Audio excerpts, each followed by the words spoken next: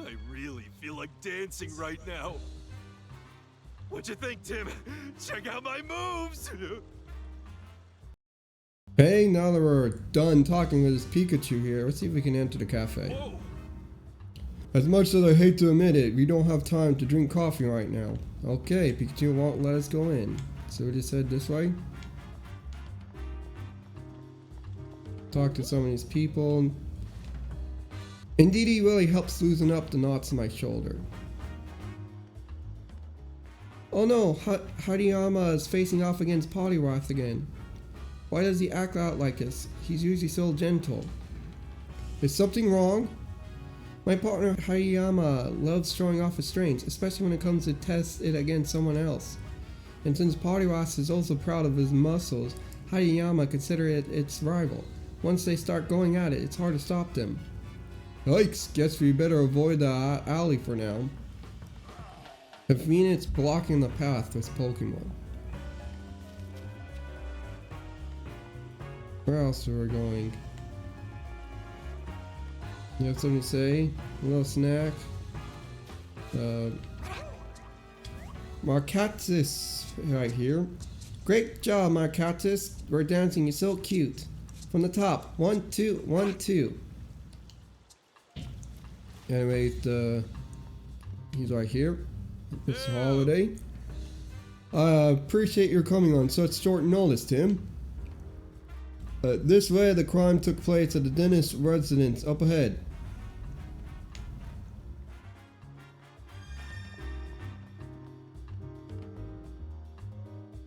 Let's go over there to the dentist's residence.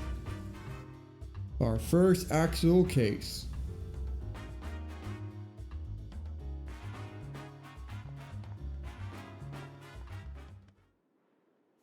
Well, well, well, if it isn't the Great Detectives.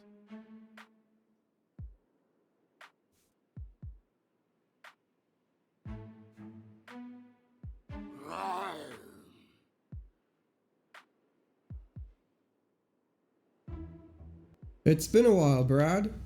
I see you're on the case too. I suppose that means you are as well. You private detectives do love sticking your noses into every little thing. If Miss Dennis hadn't requested you personally, I'd be asking you to leave right now. Yep, he's still a jerk. Think he's still holding a grudge from the last time we showed him up? Renack. He says, no funny business. Sheesh, no wonder your two are partners.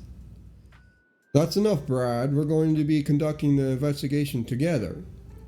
This is the scene of the crime, right? Yes, the mansion belongs to Sanjeev Dennis, a jeweler.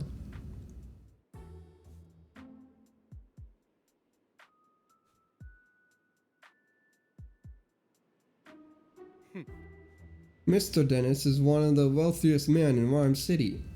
Under no more circumstances, a civilian like yourself will never have the opportunity to meet him. Make sure you don't do anything to offend him. Oh, and don't get in my way of my investigation either. He just got to get a dig in somewhere, doesn't he? Okay, Tim, come inside.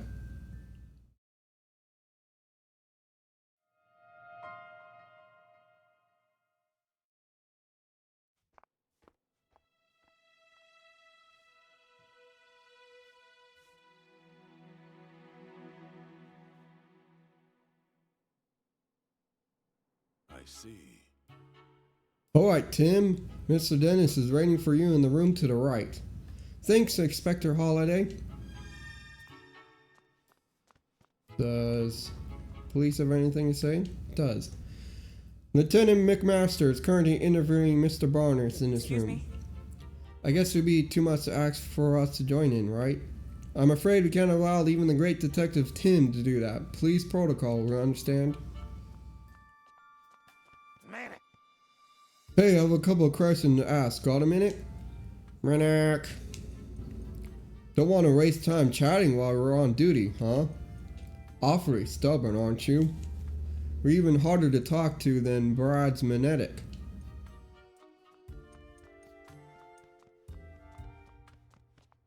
I see. The parlor's to the right. Mr. Dennis is waiting there. We appreciate the help, Tim. Nice Lugia picture. The name of the painting is Silver Waves, and it depicts Lugia, a Pokemon known as the Guardian of the Sea. It's rumored it lives deep down under the ocean floor, but no one's ever seen it. That makes sense. The ocean floor is not exactly a place you can casually visit.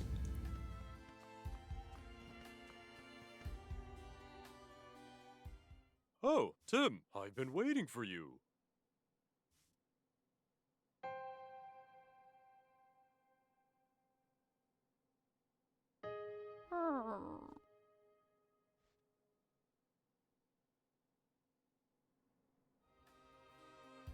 My name is Sanjeev Dennis. I'm a jeweler, and this is my partner, Growlithe. Growl. Seems kind of sad. I'm Detective Tim Goodmen, and this is my partner, Pikachu. Sorry to jump right into it, but could we please tell us what we know about the incident? Oh. A precious jeweler was stolen while I was out in the house. It's called the Aurora Drop, and is a very rare jewel indeed. The Aurora Drop? What a mysterious name, magical even. The thief injured one of my staff members and made off with the jewel. Thankfully, my staff member's injuries were minor, and yet... Is something sticking out to you as odd? Well, the police are treating my trusted butler as the prime suspect. They think the butler did it. Could you tell me a bit more about the stolen jewel? It looks like this. A purple amethyst. Most gemstones must first be cut and polished into beautiful jewels, but the Aurora Drop is said to have naturally formed into its shape. The way it shines looks a bit like an aurora. Yes, that's precisely how it got its name. The Aurora Drop has been the subject of many tales, but it was thought to be nothing more than fiction. Even among us jewelers, for the longest time, we call it the Jewel of Legend. Wow, he wasn't kidding when he called it precious. Guess it's no surprise that someone wanted to steal it. Definitely seems valuable. Where are we displaying it? I keep it secretly locked within a special reinforcement case inside my jewelry storage room. There are locks on both the storage room door and the reinforcement case. And yet, despite all that security, it still got stolen? About the butler. You mentioned that the police already have a suspect. Yes, they believe the thief is my own trusted butler, Barnes. Why do they think that? Because Barnes and I are the only people who can access the key to the storage room. What's keeping someone else from getting into it? The key is always kept around Growlithe's neck.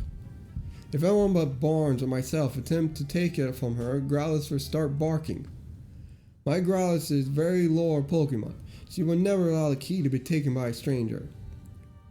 I don't see a key around Growlithe's neck right now. The police think Barnes took it.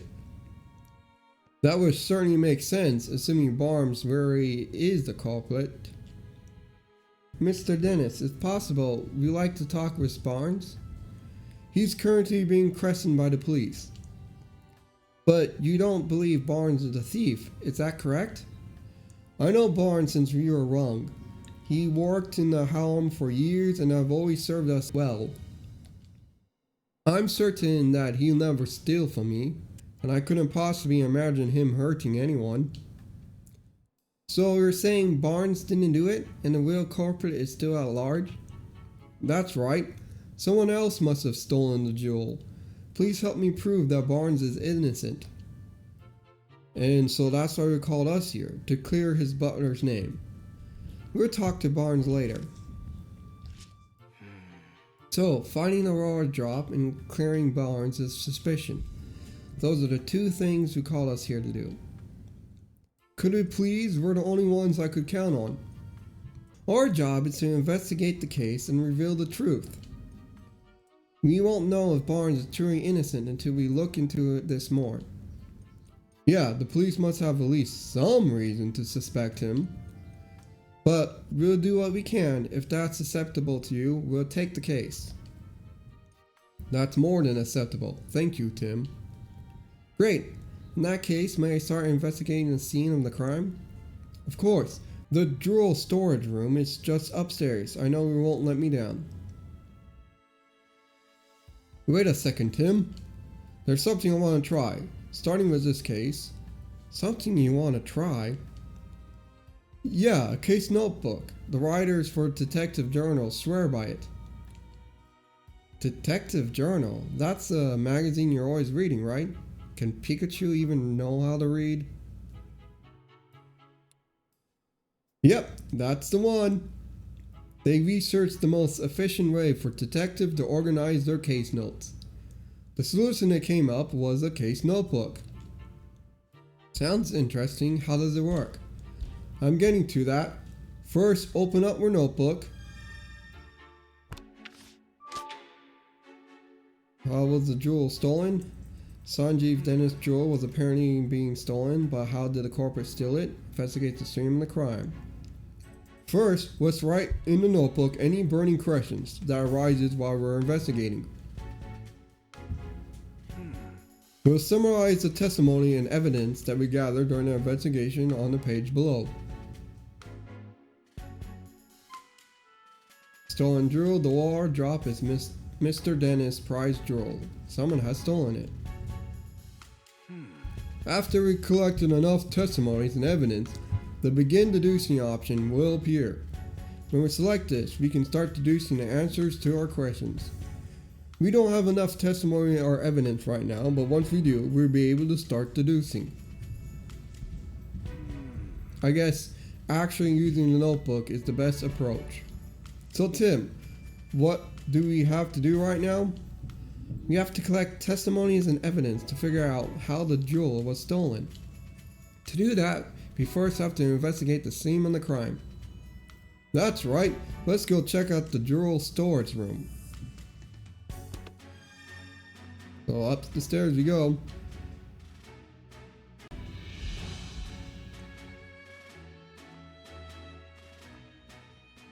This room is currently being searched by the police. Okay. Can I enter that room? We may investigate a crime, but we should still respect the residents' privacy. We shouldn't go barging into rooms that have nothing to do with the case, Tim. True. We need to focus on the storage room. Are we here? This is the jewel storage room, the scene of the crime. The jewel storage room has been left exactly as it was at the time of the incident. Inspector Holiday's already filled me in. Please go right up ahead. Thank you. I see some cotton around.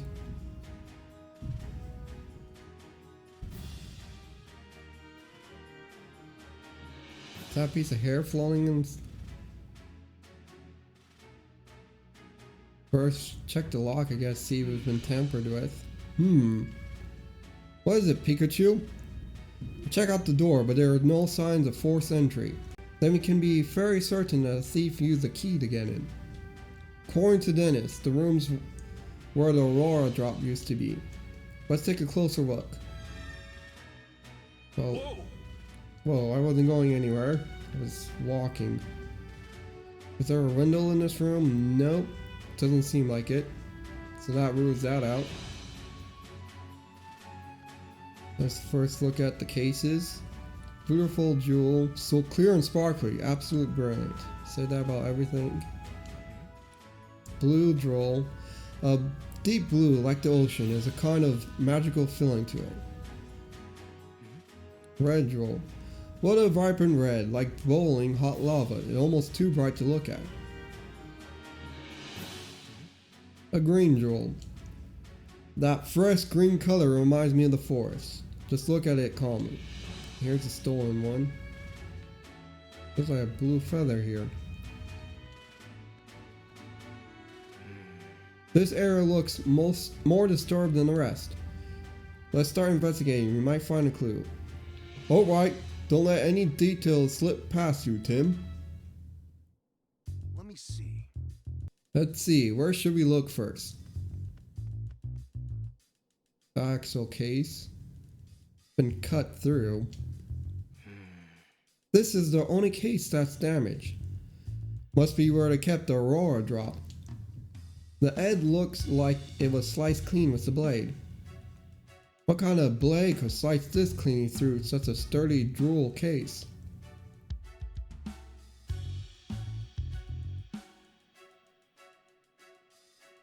Look at this feather, or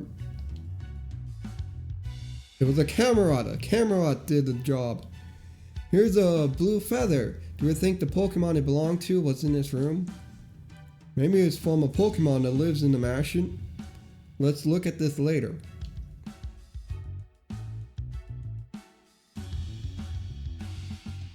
Pikachu, what are you doing? Sniffing the ground? Hey, Tim. Quit looking at my tail and start investigating anything that looks suspicious.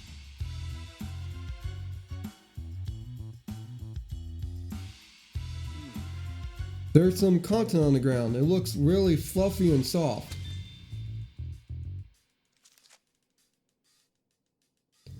What's a bunch of cotton doing in here?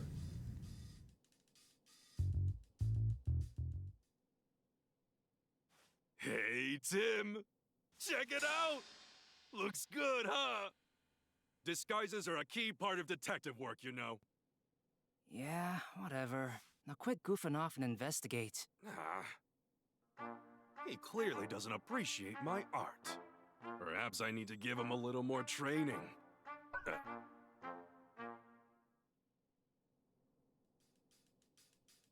So I can look at here. I can look at the top. This looks like part of the jewel case. Based on the shape, do you think the top half of the case was cut off? Yeah, it looks that way. It's really clean cut.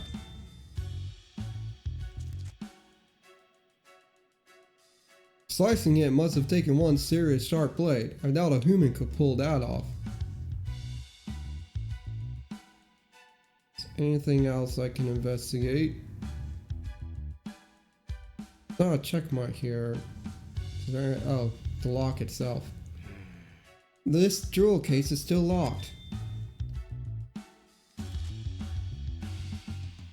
Like Dennis said, the jewel in the case was stolen under lock and key. And the key to this case is different from the one to the jewel storage room door. I wonder who has the key then. Right. We've covered everything I was wondering about. Any other spots you want to check? I think that's everything I wanted to see. Okay, let's start deducing. Okay. We've probably figured out how the culprit stole the jewel by now, eh? Alright, select begin deducing in your case notebook. Okay. We have a few possible theories. What do you think is right? Culprit cut open the case to steal the jewel. Okay. From what we've seen of the crime scene, we can tell that the jewel case was sliced open. After that, the Aurora drop was removed from the case and taken away. Right, and we saw that the jewel case was still locked, which supports that claim. We still need to investigate more to determine how the case was sliced open, but at least now we know how the thief got their hands on the Aurora drop. Yes, we made our first step forward.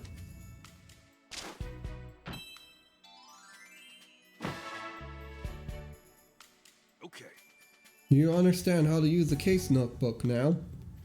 Yep, once I've got some evidence, I'll start deducing. Feel free to start deducing whenever you feel like it. After investigating the scene, we now know how the crime was carried out. Wait, Tim, we don't know yet. We don't know how it was cut through. We can be certain that the culprit sliced open the case and took the jewel from inside. But there's still one thing that's strange.